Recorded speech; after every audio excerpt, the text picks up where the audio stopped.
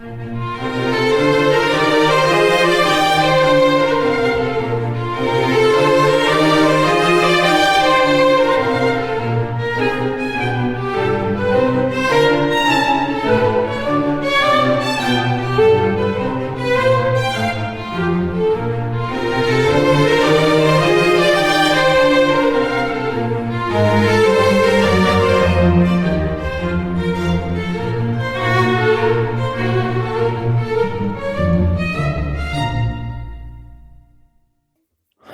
and welcome to a grand tour with my great-great-granddad. My name is Ed Hill and this is episode 47 of the podcast based on the journals of my great-great-grandfather, William Mowbray Campbell Scott, written in the 1840s about his travels as a pioneering, I would say, steam engineer, firstly in Italy, driving trains, and then travelling across the Atlantic from the UK to work as an engineer in the mint in a place called Zacatecas, helping to make coins and also use the new steam technology in helping that country's mining industry and minting industry. So if you're tuning in again, thanks very much. It's great to have regular listeners and I hope you're all enjoying the podcasts so far. And if you're tuning in for the first time, you're very welcome. And I'm glad you've found this podcast. However, you've found it. It's available on all the usual platforms out there, Amazon Music, Apple Podcasts, Deezer, all the various podcast platforms that are available. So if you just Google it, you will see it come up on Acast or Apple or whatever. So it's very easy to find. Well, I say that. You do have to put the whole title in, but you will find it, definitely. Apologies, the gap between my last episode, 46, and this one, 47, has been a bit longer than usual. That's because there's been a number of things happening that have made recording a little bit more difficult than it usually would be. Firstly, I started a new job, so that meant I've been concentrating on that quite a bit and trying to get my head around what I'm supposed to be doing. Secondly, halfway through recording this episode, my old computer decided to kick the bucket, as it were, or crash, or go kaput, or start pushing up the daisies. It basically malfunctioned. And so I've had to replace it with a new one. Fortunately, I managed to transfer all the old files I had and other content to do with the podcast to the new computer.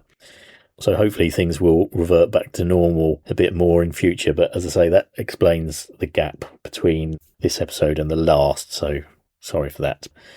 If the recording sounds a little different from my earlier ones, I don't know if the new computer is recording things in a different bit rate or whatever. I don't think it is because the program's all the same.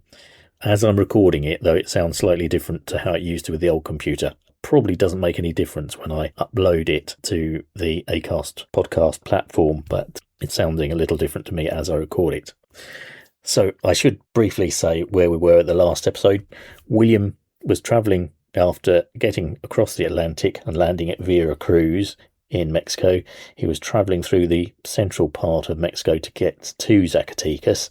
In the last episode, he'd ended up in Mexico City, obviously the capital of the country, and he'd seen the brand new theatre that was being built there at the time, the Santa Ana Theatre, which essentially was going to become the sort of national theatre of Mexico. And he was going to continue his journey north of Mexico City up through the spine towards the area of Zacatecas and going through the province of Guanajuato, going through towns such as Salamanca and Tula on the way. But you'll hear more about that in the episode as you listen to it. Just an interesting coincidental thing came up as I'm recording this. Obviously, the whole history of Mexico is very much wrapped up also with Spain, as Spain colonised it and exploited its wealth and its gold and its silver resources and all that. And William is, if you like, in a phase post the Spanish Empire, because after 1820 they'd won their independence. So William is in a kind of another way of foreign countries investing in Mexico's natural resources, or you could say exploiting it. It's a matter of debate, I suppose. But just coincidentally, as I'm recording this, just a couple of days ago, there was the Spanish foreign minister gave a speech where he not quite apologised, but certainly brought up the whole history of Mexico and Spain and the exploitation and the suppression and terrible things that were done to the indigenous people of Mexico during Spain's conquest of the country. I wouldn't say it was an official apology, but it was certainly a airing of the grievances and a kind of perhaps beginning of some, would you say, expression of sympathy for what had happened, which is something apparently the Mexican government have been demanding from Spain for some years. I only mention it because it's a debate that also happens in the UK with our history concerning slavery and countries in the Caribbean, so there's a similarity there. But just coincidentally, that's happened virtually as I've been recording this. Anyway, before we get on with the episode, I'll just say there's a normal ways that you can contact me if you want to do so directly. The social media ways. There's the X/Twitter account, which is Scott of the Historic, and that's at 3G Grand Tour. That's number 3 at 3G Grand Tour. There's the Facebook page, which is at Grand Tour with my great-great-granddad. There's a Blue Sky account, which is Ed Hill, and that is at scotsgrandtour.bsky.social. There's a Mastodon account, which is GG Grand Tour, and that's at scotted@universadon.com.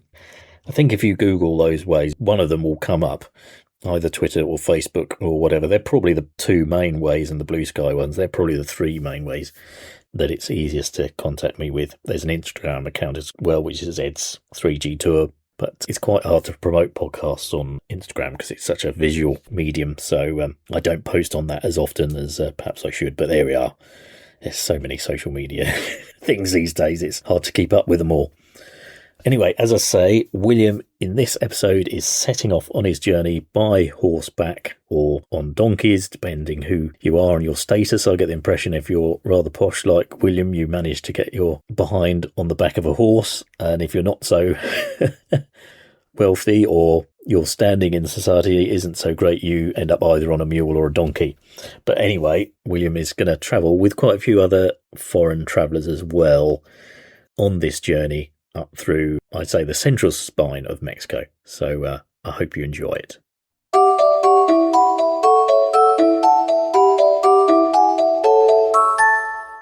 December 4th. Left the city of Mexico by diligence at 4 this morning. At 2 hours' distance, found the country pretty well cultivated, which continued until we arrived at Tula, a considerable town where we stopped to breakfast at one of the cleanest houses I had yet found on the road. Directly after leaving this town, we crossed the river Panuco, which falls into the Gulf of Mexico at Tampico, and here is a considerable stream. Next, over a tract of barren mountains and immense rocks, comprising scenery of a grand and awful character. And speaking in a language not to be misunderstood, we were traversing the crater of an extinct volcano. The country for the remainder of the day was alternately barren mountains and fruitful valleys, the tops of the mountains in some parts being bare rock, in others covered with loose stones, that had at some period been in a high state of fusion. We generally changed horses at houses apparently erected for the purpose, and arrived at Arezaveo about 7. That's a guess at that name. It wasn't very clearly written in the original journal, so I think I sort of had a guess. December 5th. Left Arezaveo at 4 o'clock this morning, and for a considerable distance the country had a much more cheerful appearance than it bore the day before. Breakfasted at San Juan del Rio, so named on account of a large river on whose banks it is seated, and over which is a noble bridge. There is also an aqueduct of some length that carries a stream of water across the valley and the river. This town contains 6 churches, 4 of them very fine buildings. The town from the surrounding hills has a very pretty and even romantic appearance. Like Tula, it is situated at the edge of the fruitful country, for immediately on leaving it we crossed the crater of another extinct volcano.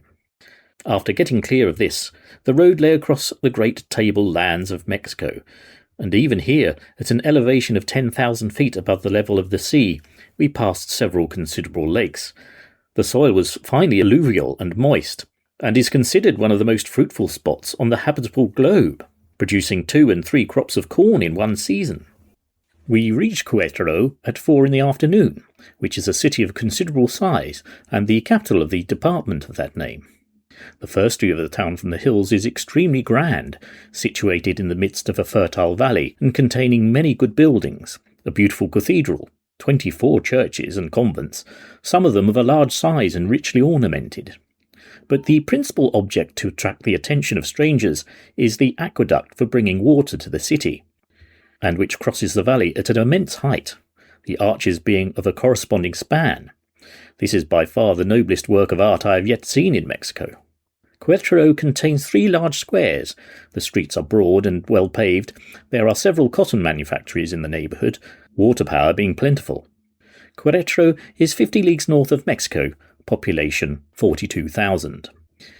December 6th. Having a considerable number of days' journey before us, we started from Querétaro at 3 in the morning, the roads also being heavy, chiefly of loam and sand. Changed horses about 6 o'clock at a picturesque Indian village. At 8, passed over a bridge under which flowed a large and rapid river. The ground being marshy on both sides of it, there was a raised and paved causeway, defended by parapet walls, and not less than 2 miles in length. Arrived at Silao at 8:30, the town containing 20,000 inhabitants. It possesses a good cathedral, 14 churches and convents, good public buildings, and great numbers of considerable hotels. Indeed, so many that I was absolutely surprised. But on inquiry I found there was a fair held here annually for 1 month, and commencing on the 20th of December, which is attended by an immense concourse of people, great numbers of tradesmen bringing their goods from all parts of the Republic. In the centre of the town is a plaza of a very large size and ornamented with a lofty Corinthian column on a square pedestal, the sides of which bear inscriptions to the following effect. First, to the memory of our glorious independence. Second, to the honour of our invincible army. Third, to the love of country and liberty. Fourth, erected anno 1822, in the second year of our independence. At each angle of the pedestal are neat fountains. It is well executed, the effect good, and a fine ornament to the plaza. After stopping here about half an hour, we proceeded to the village of Basqui, where we stopped to breakfast. Soon after leaving this place we met a regiment of soldiers on the march, consisting probably of 800 men. But such a marching regiment I never beheld before. They were without the slightest order, and straggled over a distance of not less than 2 miles, some barefooted, some with pieces of leather tied to the soles of their feet. Some were on mounted donkeys that they had picked up on the road, the laws of meum and tuum, so that's what's yours is mine basically. The laws of meum and tuum being very imperfectly understood in Mexico, especially by the soldiery. So basically you're saying they stole them. Great numbers of females accompanied, and every woman, if she had not the child tied to her back, was sure to have her partner's musket over her shoulder. Such was the scene of a marching regiment in this country. At 1 o'clock passed through Salamanca, a town containing about 60,000 inhabitants, and tolerably well built. Arrived at Guanajuato at 2:30, a large and well-built town with a cathedral and 4 other churches. There are 3 large rivers in the immediate vicinity of this town, all crossed by good bridges, and sending down immense bodies of water, but too rapid to be navigable.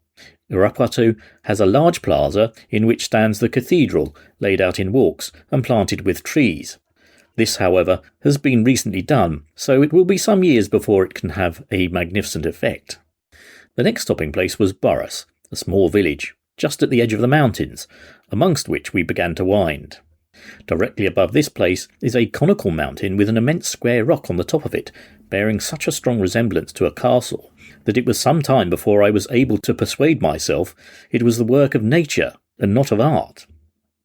About 2 miles from Guanajuato we passed a small village, and the road from hence lay along the bed of a river, and one of the most unaccountable roads for a coach to travel over that was ever seen. The horses frequently walking for a considerable distance in water. At 7 we reached the city, for my own part considerably fatigued, but as I am to stop here some time, I shall be able to rest myself and see all that is particular about Guanajuato, so celebrated for its gold and silver mines. December 7th. Went to the mint and took a general survey of the premises and machinery and paid a visit to my countrymen residing here. December 8th. This was one of the great festival days in this country, but the rain came down in torrents, stopped their grand procession, and compelled us to stop indoors. December 9th. at the Mint and looked over the different storehouses belonging to the Anglo Company, looking out for anything that might be useful at Zacatecas. December 10th, Sunday. General market day here at Guanajuato. Went with my friend Gray to make his marketings, so that's to go shopping basically. Great quantities of fowls, especially turkeys. My friend Gray bought 2 immense ones of the latter kind for 3 shillings each. Good beef here is $1 the arroba, or 4 shillings for £25. Of vegetables, there is all the tropical kinds, in addition to those kinds common in Europe. There was also at this season green peas, young potatoes, salads, spinach, cauliflowers, artichokes and asparagus. And in general they have a good supply of fish from the lakes. There was also a large supply of fruit in the market, similar to what I have already described, and at a very low price. Very little salt and pepper is used by the lower classes, as they make use of an article called chillies. These are a sort of red pod that grow on a creeping plant, and about 4 inches in length. These are eaten both fresh and in a dried state, and when not taken in too large quantities, are far from disagreeable. Vast quantities of these you meet for sale in all the markets. Okay, I'm going to stop here to discuss this section of the journal. Firstly, I thought I'd mention that this whole area that William is now travelling across is known as the lowlands, or in the Spanish Bajío region of Mexico.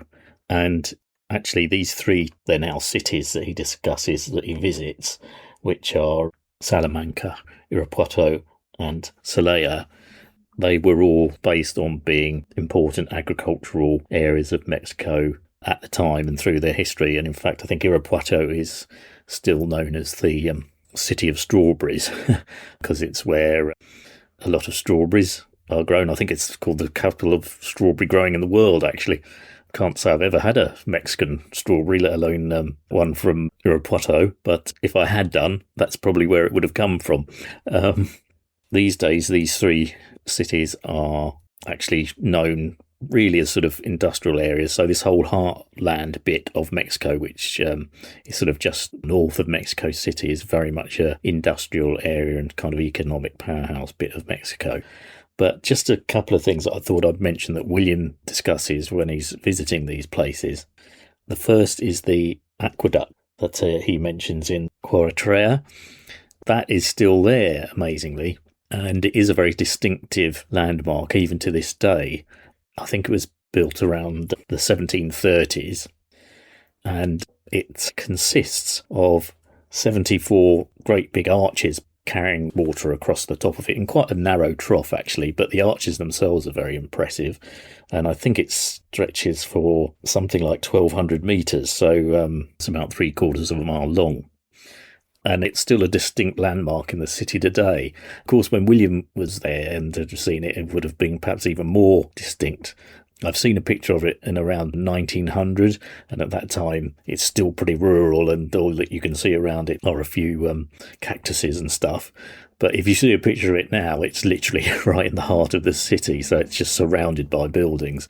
But as I said, it is now a World Heritage Site, and it is quite impressive. It looks very similar to some of the famous viaducts that we have for railways in the UK, but this was actually built earlier, and it's been preserved over the years. It was originally built, I think, to bring water into the town, because this area didn't have a reliable water supply, and to supply the fountains. And I think there was a monastery there, or nunnery, sorry. What the engineers did was they found a source of several springs in the mountains, and they combined those as a pond or a lake, I think it was, or I think they sometimes call it a box. But anyway, they combined the water coming from these 3 natural springs in the area and then channeled it into this viaduct that then by gravity led it to the city.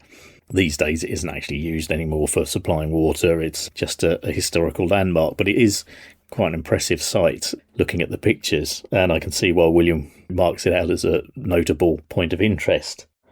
The other thing I thought I'd mention is the column that he sees in Silao.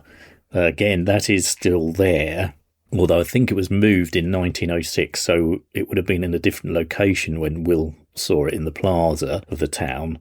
And it was erected really only a few years after Mexican independence. I think at the time William was looking at it, it would have had a statue of King Charles IV of Spain on. I'm not quite sure why he would have been on the top of it, seeing as Mexico was fighting its war of independence against Spain. But anyway, that was taken away and replaced by a sculpture of a Mexican eagle on the top, of course, which kind of represents victory and stuff of the country. And I think, again, that then was later replaced by a bronze version on top. Originally, it was a stone sculpture. But it does, if you see pictures of it, it does have these panels on the side of it with the words that William describes being written on it about the glory of the Mexican Revolution and everything on those panels on each side of the plinth. It's made from that reddish stone of the area, but it is very much a Corinthian style column, I suppose you'd say. And the last thing I thought I'd talk about is one of these moments in the journal when William is encountering something for the first time, which is something that to us is actually these days very familiar, talking about chillies. He'd obviously hadn't encountered them before, although they would have been around for quite a while, but obviously maybe he was a strictly meat and two veg sort of guy, I don't know.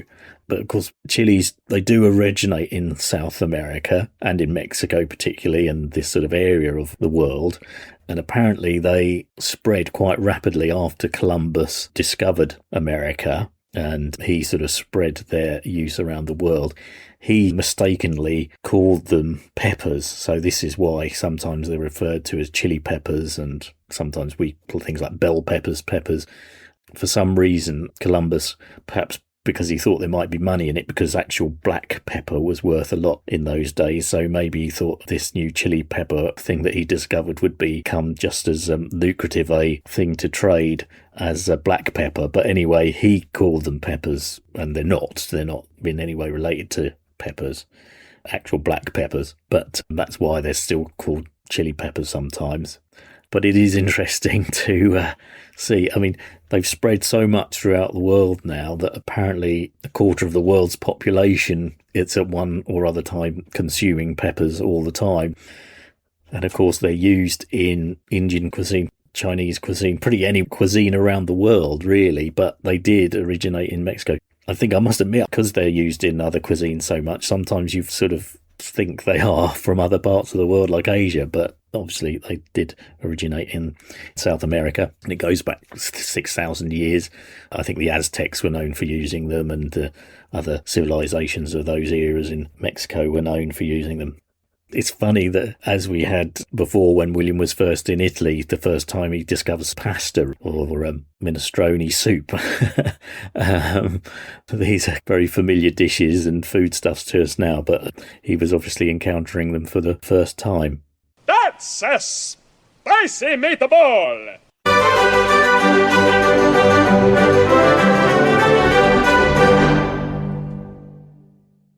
December 11th. A regular ramble through the city today and a ride around the environs. The city of Guanajuato is the capital of the department of the same name and is situated on the eastern declivity of the Cordilleras, a ridge of mountains that run entirely through the state of Mexico, at nearly equal distance from the Pacific and the Atlantic. The elevation of Guanajuato is 6,850 feet above the level of the sea. The ground upon which it stands is very unlevel. The streets are narrow and crooked, yet pretty well paved.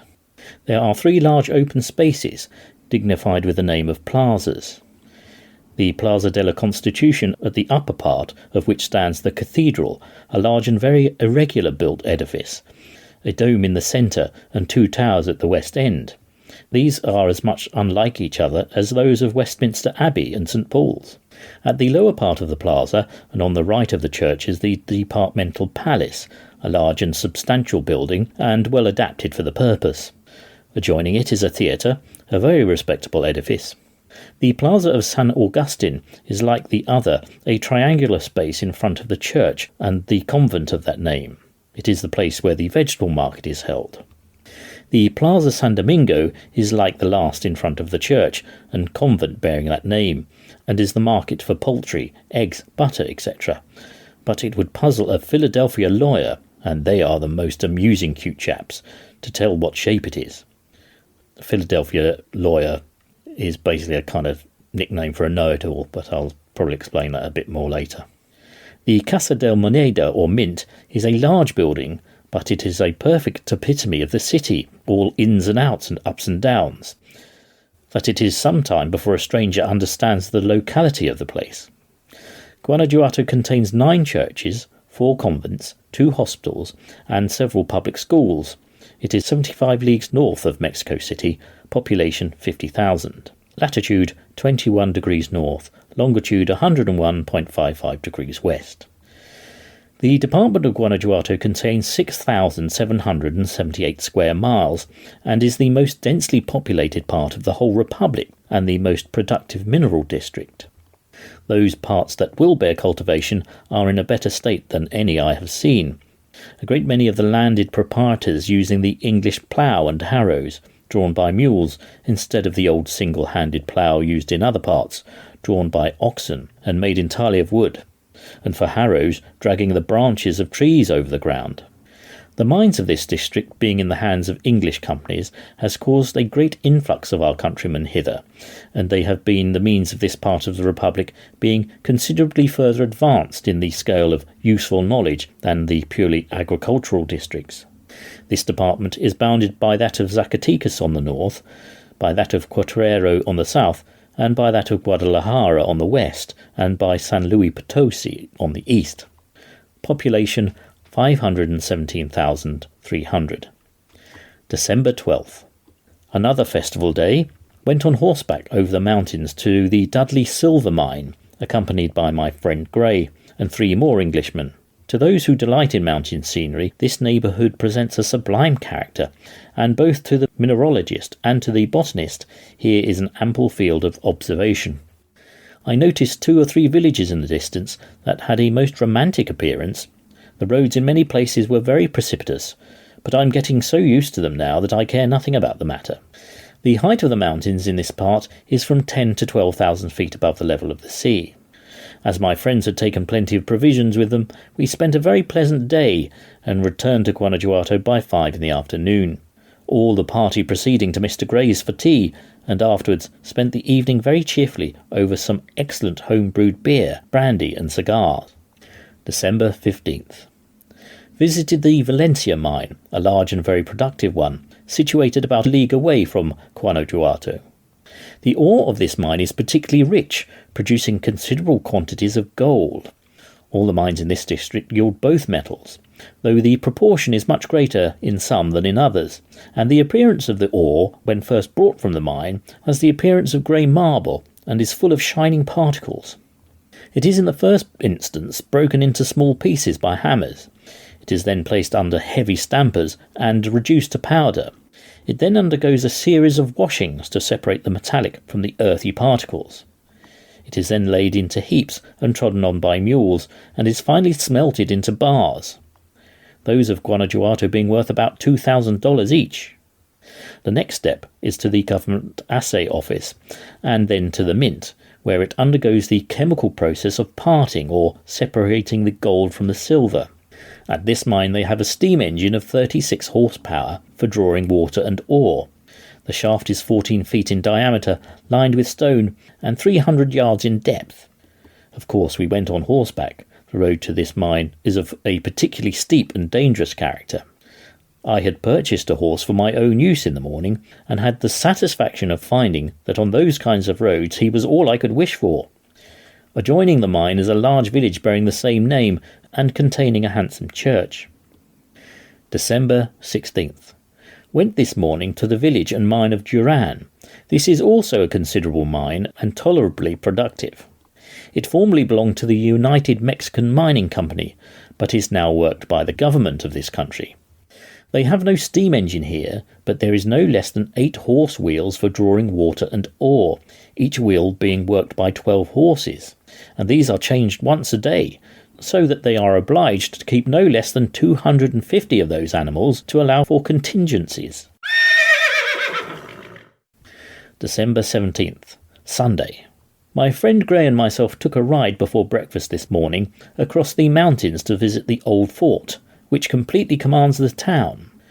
The prospect from this place is exceedingly fine, the city of Guanajuato and the neighbouring villages laying like a map under your feet. It certainly is all very well going up those mountains, but as the Yankee said, I guess it's the coming down again that's the main business. But the Mexican horses and mules can go anywhere, so that you have nothing to do but to hold hard on and let them take their own course, and you are sure to be safely landed at the bottom. Had a pretty large party to dinner today at our friend Gray's, Messrs. Dudley, Phillips, Hammond, Larbans and myself, and being a week before Christmas, we had roast beef, Yorkshire pudding, ducks and green peas, etc. The company being all English, we spent a very comfortable afternoon and evening, the old residents in this country relating their adventures and experience for the benefit of the younger ones. Right, I'm going to stop here while William and his other British chums are tucking into their Sunday dinner of roast beef.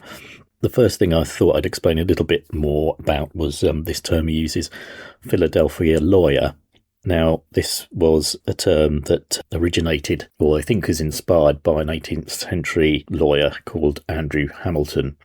And he was actually originally born in Britain, but moved to America where he began his legal training and career. But he famously defended a publisher called Peter Zenger in some libel case.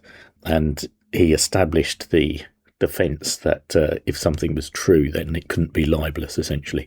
Or if something could be proved to be true, I suppose you would say, it was not libelous. And so that's had quite an influence on American law and American attitudes to freedom of the press, etc.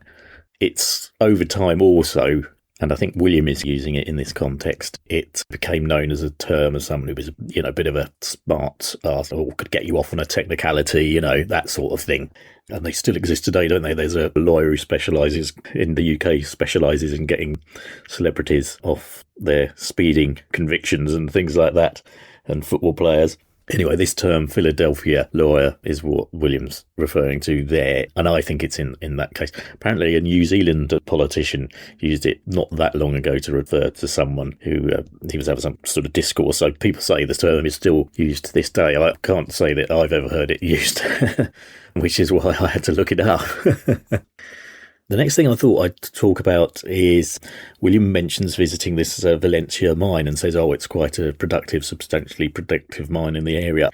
The Valencia mine actually in Guanajuato, or Guanajuato, as I suppose I should say, I've got to try and improve my Spanish pronunciation, is actually really, really famous. It's the most famous mine in that area. And the whole area of Guanajuato had lots of mines in it. In fact, it's said at one point the Valencia mine provided 60% of the world's silver, but of course that was under Spanish colonial rule. The town itself now is a UNESCO World Heritage Site because it epitomises that whole phenomenon of the Spanish getting involved in mining, and it's rich in both gold and silver, as I think William alludes to when he's talking about the ore and how that then has to be separated to separate the two metals. But there's a church, I think it's called the Temple of San Cayetano. William doesn't mention visiting this church, but if you go inside it, there's a huge altar and it's absolutely covered in gold. And this church was built by one of the early Spanish mine owners at that time. And Guanajuato itself, it's a World Heritage Site really because it's all very higgledy-piggledy streets. They sort of evolved out of the mining industry around the mines, which were mainly in the mountains. So the town itself is a little far removed from the actual mines themselves, which I think you kind of get the impression of that when William's talking about it, having to go by horse to visit these various mines that he's talking about, like the Dudley mine and the Valencia mine. But the town itself is a UNESCO site, as it epitomises that era of Spanish architecture in Mexico at that time. Mining does still actually go on there today, so it's still producing silver, but there's also now, I think at the Valencia mine, there's a big museum where visitors can actually go down into the mine, I think, to some degree, and see how silver mining evolved in Mexico throughout the ages. One thing I did want to add here is I've been doing a bit more research lately into this whole phenomenon that William is part of, working for the Anglo-Mexican Mint/Mining Company. Just to give it a sort of broader context, really, I think I've said about how the Europeans were investing in Mexico at this time. In terms of the silver industry and mining industry in particular, what sort of happened, particularly with British companies, was that after, of course, the Spanish had been booted out after the Mexicans had won their independence from Spain, a lot of the mining industry had fallen into disrepair, really, and because of the Mexican people being involved in the war against the Spanish. A lot of miners and that got involved, joined the army, joined the rebellion to fight the Spanish. So, of course, the mines got neglected for a long time, and over that whole period while they were fighting against the Spanish. And, of course, then what happened is when they won their independence, supposedly shrewd anyway, investors in Britain and other parts of the world, America and Europe as well, but we'll talk about the Anglo-Mexican mint company, particularly, or mining company, that William is employed by. They saw this as an opportunity to modernise the mining industry by investing in it. So this is why William is over there, to bring his machinery to the minting process. In terms of the actual Anglo-Mexican mining company, stroke mint company, the reason I keep saying stroke mint is because that company also wanted to control the minting process as well. So not only were they involved in the mining of the ore and silver, they also then thought if they could control the minting process, that would also give them more influence, if you like, and be able to make more profits from the whole operation. So that's really why William is brought in on the minting side, to try and modernise their minting process. And they were beginning to do it with the mining process, or had begun, by bringing in steam engines, as William mentions here, to pump out the mines, which had got flooded often during this time when they'd been neglected. And of course, the mines have to be continually pumped anyway to keep the water out, whether it's by manual means, by a horse and cart arrangement, or with steam engines, which was obviously better. So it was all part of this thing of modernising the Mexican mining industry and silver industry by using 19th century industrial technology. Its actual success was variable, to be honest. A lot of the British companies involved actually found it was more difficult to operate in Mexico than they had imagined, and they probably didn't really, in the end, end up making much money out of it. But this is why William is going there, to lend his expertise in steam machinery to the minting industry by operating the new machinery that this company had invested in the mines and in the mint.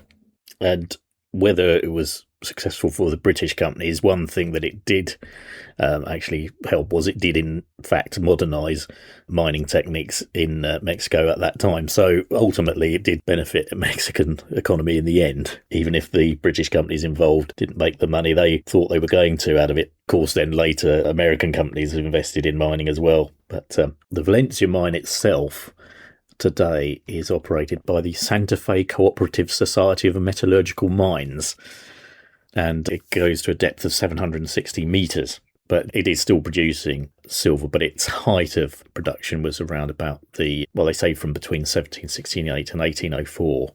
Yeah, it's funny, William's timing then, about the 1840s, I would say it's a pivotal time as to whether these ventures become successful or not. And I'm not sure William's there at, possibly you could say he arrives a bit late to the party. But anyway, the last thing I thought I'd just mention, because it came up in my research and I just thought was an odd curiosity. It's a bit after William's time, but the whole thing about it would have begun in William's time. In Guanajuato, there's a thing called the Mummy Museum of Guanajuato, and this is a collection of about 100 mummified figures that were dug up in the 1870s to the beginning of the 20th century. And it's just a very peculiar thing. These mummified bodies were buried and then they were exhumed because they brought in a tax to basically tax people to keep buried for perpetuity, if you like. So people basically dug the bodies up so they wouldn't have to pay the tax. And then what happened was, because these bodies had been naturally mummified, so it's not like in Egyptian mummies where there's a whole process of putting salt on the body and all that and extracting all the vapour out of them. This happened sort of naturally in the earth, in the soil in Guanajuato. So they were naturally mummified. And when they exhumed these bodies almost whole, they put them in a shed somewhere, and then after a while they started to charge people to go and see them. Anyway, this evolved into what is now the Mummy Museum of Guanajuato, and there's about 100 of these figures, all looking very gruesome, to be honest. I have to say, I don't think it's the sort of thing I'd take my children to, because their expressions are all pained and all that. But it is there, and it is a tourist attraction, so you can see these mummified figures, all very bony, with rather, as I say, pained expressions on their faces, that have been exhumed over the years. But apparently there's some sort of dispute between the local governing people who run the museum and then the National Mexico Ministry of Cultural Heritage about how these should be looked after. Because occasionally they have been put on tour and taken to places like America and that, and apparently the national organisations believe this could be a biohazard because there's mould growing on some of them, and an arm fell off when it was being transported to wherever it was being displayed. So I think there's kind of a feeling they're not really being properly looked after.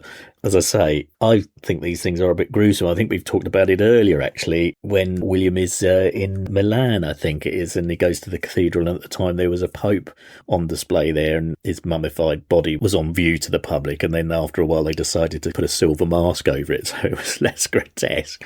But there's also the mummies in the British Museum as well. All these things I think are rather gruesome to go and gawp at, but there we are. I suppose if it brings in a bit of money, then why not, I suppose. Just to say, a lot of these bodies were interred because they died of various cholera plagues that had happened in the Guanajuato area at that time.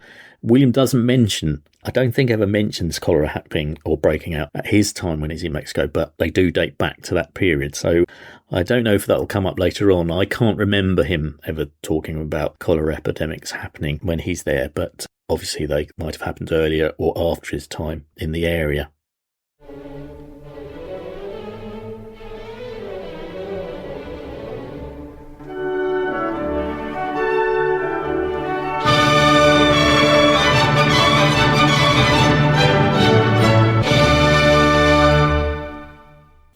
December 18th.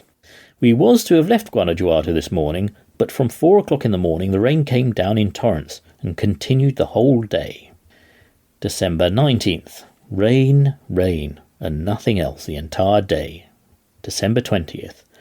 Left Guanajuato at 10 o'clock in the forenoon, in company with Mr. Manning, an Englishman, and a native of Burnham Market in the county of Norfolk, with whose family I was well acquainted with some years ago. He has been in Mexico several years in the service of the Rio del Monte Mining Company. I had 2 servants mounted like myself on horseback, 2 mules to carry luggage, bedding, etc. Mr. Manning had 1 servant and 2 mules. Travelling in this country is not like travelling in Europe. Here, when you stop for the night, you are shown into an apartment, with no light but what the doors admit, and no vestige of furniture, save a rude bench and table, so that travellers are obliged to carry every necessary along with them. I had procured a buffalo hide at Guanajuato, which spread on the floor served for a bed. I also had 2 serapes, or Mexican blankets, for covering, so that as far as those matters went, I was well provided. As we were to cross a part of the country where there are no regular roads, it was necessary to be armed. Consequently, we had double-barrelled guns, pistols in our holsters, and a couple of broadswords amongst the party. We was accompanied to Silao on the first stage by Mr. Gray, the engineer from Guanajuato Mint, and a Yankee of the name Weston, a regular Sam Slick of a character. And to make the analogy more complete, a clockmaker into the bargain. Mr. Gray's son Alfred, a boy of 14, was also of the party. Thus accompanied, off we started, and as the lower road was much flooded on account of the rain, we was obliged to take the mountain one. The Yankee, Weston, being mounted on a mule belonging to my friend Gray, with an English saddle and no crupper, so that's the strap that goes round the tail, and no crupper to it, on the descent of the first hill the saddle slipped upon the neck of the mule, which not exactly suiting the fancy of the beast, she forthwith deposited the clockmaker on the road before her. After giving vent to sundry oaths, guesses, and calculations, he got the saddle put to the right, and we again proceeded, but the troubles of the way were far from being over. Having reached the lower ground, he was obliged to cross the river several times on account of its windings, and as I remarked before, it was considerably swollen on account of the rain. This with the horses on account of their size and tractability, so that's their docile nature. This with the horses on account of their size and tractability did not much matter, but the mules being so much smaller in size, the equestrians of that class came off with damaged garments and particularly considerable wet feet. Amongst these was our friend the Yankee, who from his grimaces and ejaculations, his guessings, reckonings and calculations, kept us in continual merriment the whole way, till we arrived at Silao, which is a considerable town containing 4 churches and a convent. There are 2 new churches and a convent building. It has a large plaza on one side of which is the parish church, a building of some size. They also have a large marketplace, and on this day it was well stocked with provisions of all kinds. Silao is 5 leagues north of Guanajuato and 80 leagues north-northwest of Mexico City. Population 5,400 persons. Right, this is the last excerpt from the journals I'm going to talk about for this episode. The first thing I thought I'd discuss was William's bedding that he uses to take on his travels with him, and he mentions the serape blanket. I think they're probably quite familiar to people, really. They're the very colourful woven blankets that are traditional in Mexico. Apparently they date back to when the Spanish came to the country with their weaving techniques and machinery, I suppose. But obviously they're heavily influenced by native designs and colours and so forth. Obviously, in William's time as well, they were a useful addition to have as a blanket when you bedded down somewhere for the night, usually made either from cotton or wool. So obviously they're quite an important cultural object in Mexico, which is sort of not unusual. My wife is from Wales, and they have a particular style of woolen blanket that's woven there, which epitomises Welsh culture, if you like. I'll have to remind myself what they're called there. They're known as carthen blankets in Wales. But actually they're quite similar in appearance. So very similar to the Mexican serape. I don't know if William's very impressed that he has to carry his own bedding. Doesn't seem to be too happy about it, does he? I get that impression. The next thing I wanted to mention, because I do think it's quite just an interesting contrast that shows between William's travels in Europe and in Mexico, as he sort of mentions. Obviously, Mexico was a much less developed country than those in Europe in many ways. But it's particularly this thing that he has to acquire guns and swords and things when they're travelling through the country, because banditry is rife. And basically, around the time William's travelling through Mexico, it is known as the golden age of banditry in Mexico. It was mainly to do with the fact that the country is in a pretty poor state, particularly for, the peasantry or the poor in the countryside. After the revolution and independence from Spain, things were pretty dire. So it grew in that period. But also the Mexican bandit, as you kind of can picture it in a lot of Western films from America, there's that sort of particular kind of look that they have, and there's a kind of folk hero element about the bandit as well, isn't there? The Mexican bandit. Is it in Blazing Saddles? The mayor of the town is trying to round up some of the most villainous and heinous people ever in society. So there's these Nazi Germans, Vikings, I think, and as the camera pans down the line, there's a group of Mexican bandits, isn't there? And they go up to the mayor, who's giving out these badges to them to represent that they're now working for him. We always used to laugh at this line, my wife and I. Badges? We don't need those stinking badges. Anyway, that's the cultural phenomenon, shall we say, of the Mexican bandit. But yeah, just interesting. It's a very, very different country now that William has to have a sword by his side. And I think I've mentioned this later. When he gets to Zacatecas, he talks about hanging his sword up on a nail, in his room and ready for when he needs it. But, there's an element of the Mexican bandit also being a sort of Robin Hood figure, robbing from the rich to give to the poor and so forth. So, as I say, certainly at that time, William's travelling really at the height of it. So that's why, they do need to take these things with them, such as guns and swords, to protect themselves. Very, very different from his experiences in, France, Sicily, and the rest of the countries he travels in through Europe. The last thing that I thought I'd mention is this character, because he's talking about this American chap who's on a mule or on a donkey, who's having all these problems falling on and off, and all his, I think it's his sort of musings and cursings and wisecracking remarks. And he compares him to this Sam Slick character, who I think I'd sort of heard of it before, but not an obvious name to me.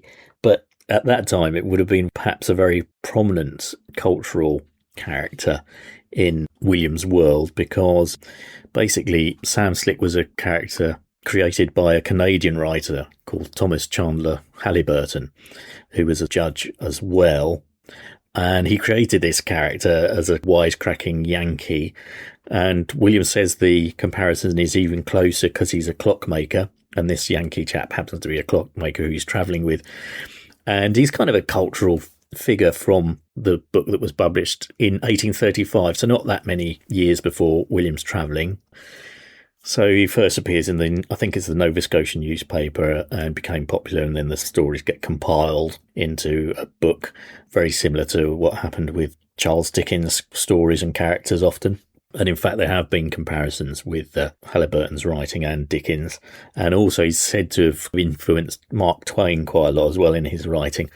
But I didn't realise some of the phrases and sayings that he came up with are very familiar to us today. Two most obvious ones are the early bird catches the worm, which apparently is a saying that was originally written in these books about Sam Slick, and a stitch in time saves nine. So he obviously caught on as a character. It was a very big hit in the English-speaking world at that time. The book became very popular, not only in Canada, but also in America and in Britain. So that's obviously why William must have known about it. And it's the first really big international hit written by a Canadian author. The books were originally called The Clockmaker, obviously referring to his profession, or The Sayings and Doings of Sam Slick of Slickville.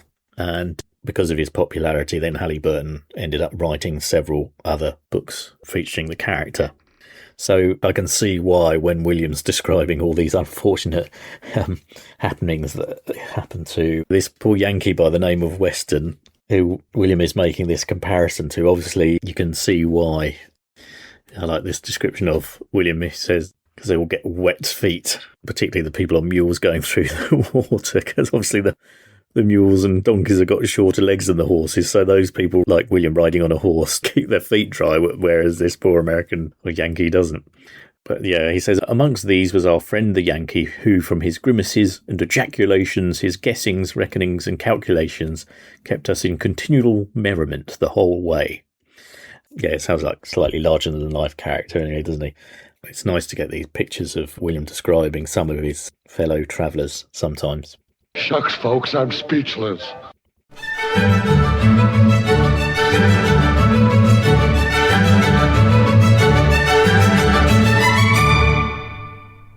Right, that's the end of this episode 47. I hope you've enjoyed it.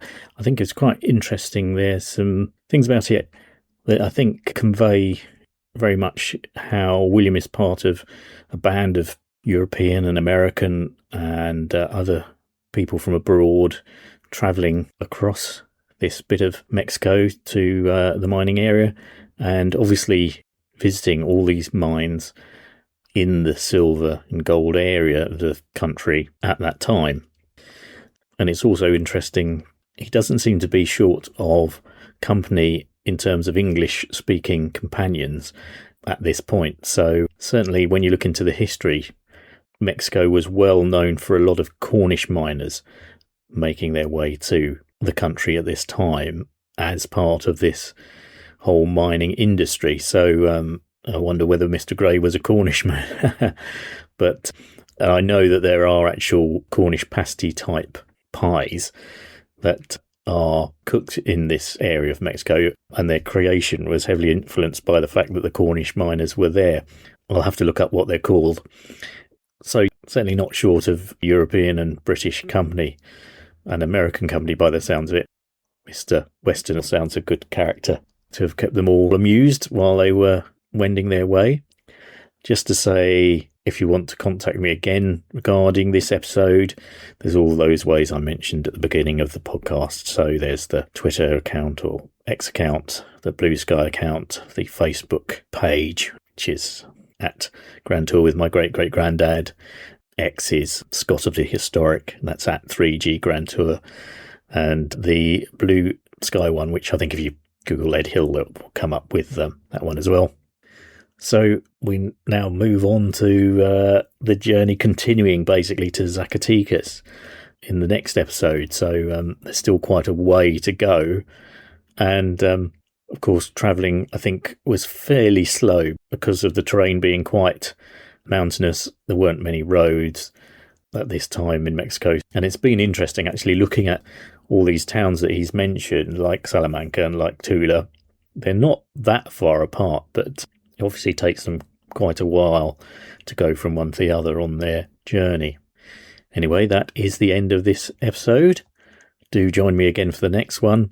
If you have been, thanks for listening.